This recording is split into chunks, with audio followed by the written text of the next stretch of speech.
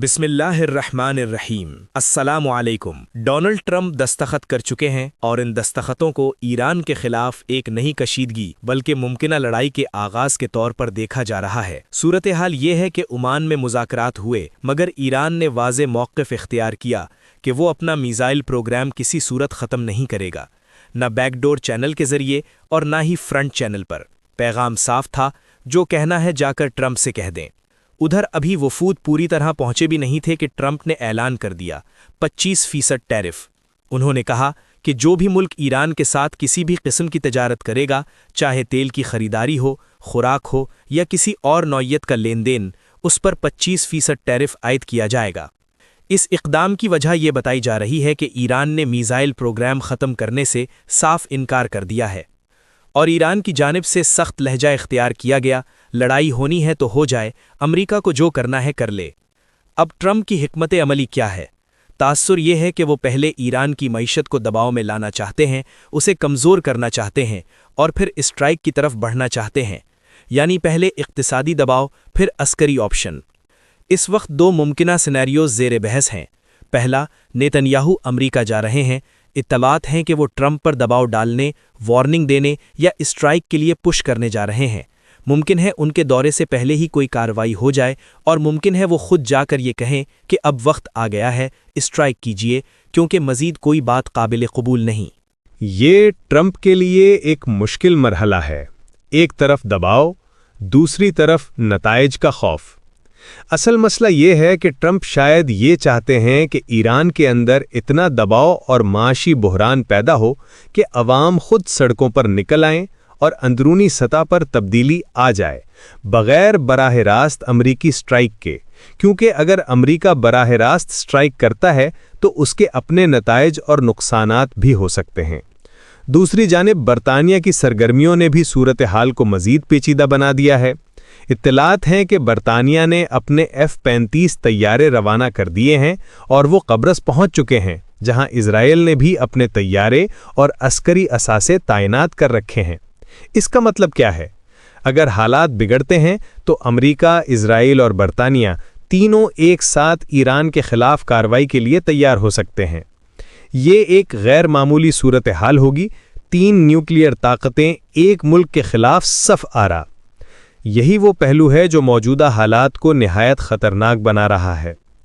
इसी दौरान इजराइल ने इल्ज़ाम लगाया है कि चीन मुकम्मल तौर पर ईरान को बैक कर रहा है। इजराइल का दावा है कि चीन ने ईरान को टेक्नोलॉजी फराहम की, जिसके बाद ईरान ने अपना बैलिस्टिक प्रोग्राम रिवाइज किया और इसे मज़ीद मुअस्सिर और ख़तरनाक बना लिया। कहा जा रहा है कि ईरान ने अपना सिस्टम रिपेयर कर लिया है और तेज़ी से मीज़ाइल तैयार कर रहा है। इन तमाम अवामिल को सामने रखकर सवाल यही बनता है कि क्या जंग वाकई करीब है? ट्रंप का कहना है कि उन्होंने एग्जीक्यूटिव ऑर्डर पर दस्तखत कर दिए हैं। अब एक बड़ा सवाल ये भी है कि क्या वो मुमालिक भी इस दायरे में आएंगे जो ईरान के साथ गैर रस्मी या स्मगलिंग के ज़रिए तिजारत करते हैं? जब ईरान पर पाबंदियां सख्त की जाएंगी तो वो अपना तेल और दीगर अशिया फ़रोख्त करने की कोशिश तो करेगा।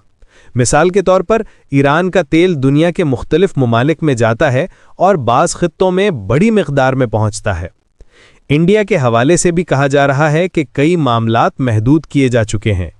इधर नेतन्याहू का मौक़िफ़ सख्त बताया जा रहा है। वो स्ट्राइक चाहते हैं, हर सूरत चाहते हैं। अब ईरान के लिए असल चैलेंज ये है कि अमरीका का अगला कदम क्या होगा, और सबसे अहम सवाल, क्या अमरीका ने ईरान के रद्द अमल का दुरुस्त अंदाज़ा लगाया था? क्योंकि तासुर यही है कि ईरान की जानिब से सख्त और गैर मुतवक्के जवाब की तैयारी की जा रही है, ऐसा जवाब जिसका तसव्वुर भी शायद मुकम्मल तौर पर नहीं किया गया। सूरत हाल तेज़ी से बदल रही है और आने वाले दिन फैसला कुन साबित हो सकते हैं। अब ज़रा तस्वीर को जोड़कर देखें। ट्रंप की हिकमत अमली बज़ाहिर ये दिखाई देती है कि पहले ईरान की मईशत को शदीद दबाव में लाया जाए, उसे कमज़ोर किया जाए और फिर स्ट्राइक का ऑप्शन इस्तेमाल किया जाए, यानी पहले इकॉनमी को हिट किया जाए, फिर अस्करी कदम उठाया जाए। इसी तनाजुर में 2 सिनारियोज़ बन रहे हैं।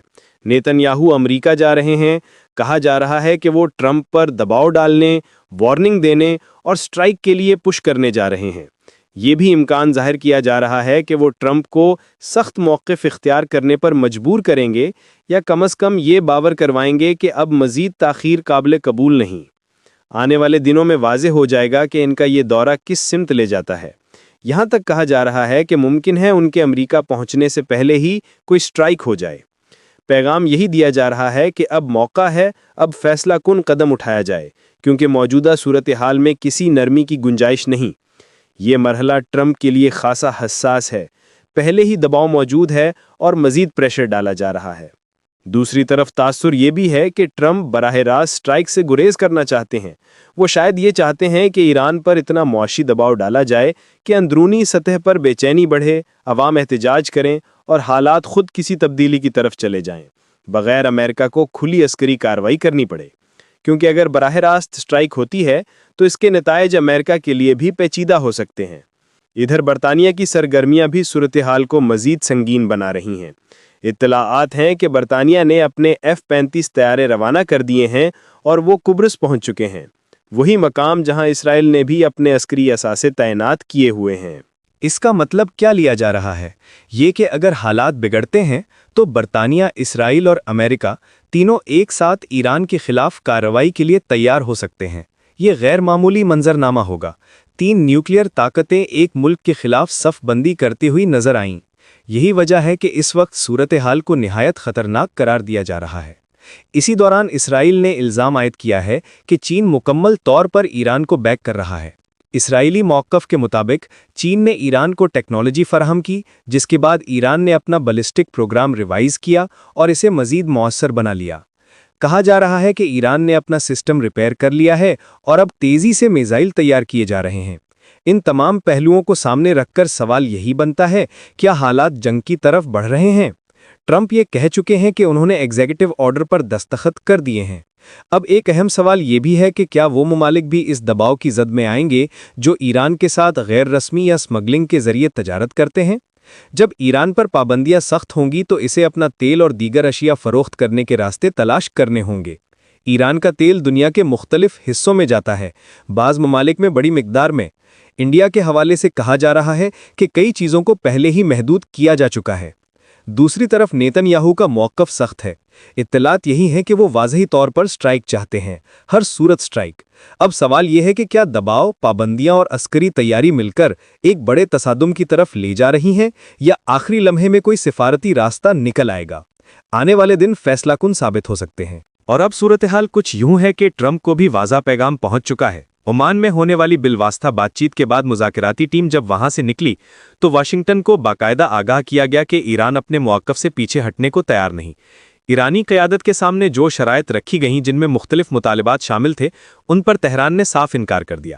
دلچسپ بات یہ ہے کہ جس شخصیت پر ایران نے پہلے ہی اعتراض کیا تھا، یعنی سینٹ کام کے سربراہ، وہ بھی اس سارے عمل کا حصہ بنے رہے۔ سویلین نوعیت کے معاملات میں عسکری قیادت کی شمولیت نے مزید سوالات کو جنم دیا۔ ایران نے دو ٹوک الفاظ میں کہہ دیا کہ وہ اپنے پروگرام سے دستبردار نہیں ہوگا، چاہے دباؤ کتنا ہی کیوں نہ بڑھا لیا جائے۔ دوسری جانب امریکہ نے اپنے بحری بیڑے مزید آگے بڑھا دیے ہیں، جبکہ برطانیہ نے بھی اپنے F-35 طیارے متحرک کر دیے ہیں۔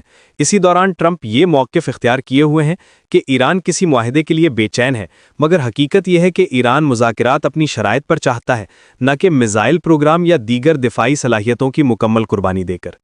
یہاں اصل نقطہ یہ ہے کہ اگر ایران آج میزائل پروگرام پر بھی رضامندی ظاہر کر دے تو اگلا مطالبہ کچھ اور ہوگا، پھر داخلی معاملے کو نشانہ بنایا جائے گا۔ مطالبات کا یہ سلسلہ کہاں جا کر رکے گا، اس پر بڑے سوالات اٹھ رہے ہیں۔ اس وقت امریکہ ٹیرف پالیسیوں کے ساتھ ساتھ عسکری تیاریوں میں بھی مصروف ہے۔ ایئر کرافٹ کیریئرز، وارشپس اور اتحادی ممالک کی شمولیت اس بات کی نشاندہی کر رہی ہے کہ خطے میں تناؤ اپنی انتہا کو چھو رہا ہے۔ اسرائیل، برطانیہ اور امریکہ کی ممکنہ کارروائیوں کی بازگشت سنائی دے رہی ہے، جبکہ یہ بھی واضح نہیں کہ یورپ کے دیگر ممالک کیا موقف اختیار کریں گے۔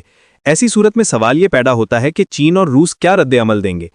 روس پہلے ہی مغربی ممالک کے ساتھ کشیدگی کا شکار ہے، اور اگر اسرائیل و امریکہ کے F-35 طیارے متحرک ہوتے ہیں تو منظرنامہ مزید پیچیدہ ہو سکتا ہے۔ ادھر ایران کی معیشت اور کرنسی دباؤ میں ہے، اور کچھ حلقے یہ سمجھتے ہیں کہ اسی دباؤ کے ذریعے داخلی بے چینی کو ہوا دینے کی کوشش کی جا رہی ہے۔ تاہم ایران کی قیادت یہ واضح کر چکی ہے کہ وہ ہر قسم کے دباؤ کا سامنا کرنے کے لیے تیار ہے۔ ईरान ने पैगाम दिया है कि अगर उस पर हमला हुआ तो नताइज महदूद नहीं रहेंगे। अमरीकी फौजी अड्डों, खित्ते में मौजूद अफवाज और इजराइल की सिक्योरिटी से मुताल्लिक बयानात का जवाब देते हुए ईरान ने ये मौक़िफ़ अपनाया कि अगर उसके दिफाई प्रोग्राम पर बात होगी तो इजराइल के मीज़ाइल प्रोग्राम पर भी सवाल उठाया जाए। अमरीका के अंदर इस वक्त माशी दबाव की खबरें भी गर्दिश कर रही हैं। मार्केट में उतार चढ़ाव देखने को मिल रहा है और क़यादत के सामने ये सवाल मौजूद है कि किसी मुमकिना जंग के नताइज क्या होंगे। मुज़ाकिरात बज़ाहिर जारी हैं, मगर ये तहस्सुर भी मौजूद है कि पसे पर्दा इस दौरान स्ट्रेटेजिक तैयारियों को मुकम्मल किया जा रहा है। टेक्नोलॉजी और कम्युनिकेशन के महाज पर भी कशमकश जारी है। बाज़ रिपोर्ट्स के मुताबिक ईरान में स्टारलिंक सर्विस मुतासिर हुई और इसके पीछे रूस और चीन की मावनत का तासुर दिया जा रहा है। अगर कशीदगी में इजाफा हुआ तो इसके असरात सिर्फ खित्ते तक महदूद नहीं रहेंगे, बल्कि साइबर, तवानाई और कम्युनिकेशन के शोबे भी मुतासिर हो सकते हैं। सूरत हाल इस नहज पर पहुंच चुकी है जहां मामूली गलत अंदाज़ा भी बड़े तसादम को जन्म दे सकता है। बाज़ मुबस्सरीन खदशा जाहिर कर रहे हैं कि अगर हालात काबू से बाहर हुए तो इंतहाई इक़दामात भी ज़ेर गौर आ सकते हैं, जिनमें जदीद और तबाहकुन हथियारों का इस्तेमाल शामिल हो सकता है। अब देखना यह है कि आइंदा मरहला क्या रुख इख्तियार करता है। आलमी ताकतें किस सिमत बढ़ती हैं और क्या सिफारती रास्ता कशीदगी को कम कर पाता है या दुनिया एक नए और ख़तरनाक मोड़ की तरफ बढ़ रही है। सब्सक्राइब करना मत भूलें, वीडियो को लाइक करें, शेयर करें और कमेंट सेक्शन में अपनी राय का इजहार ज़रूर करें।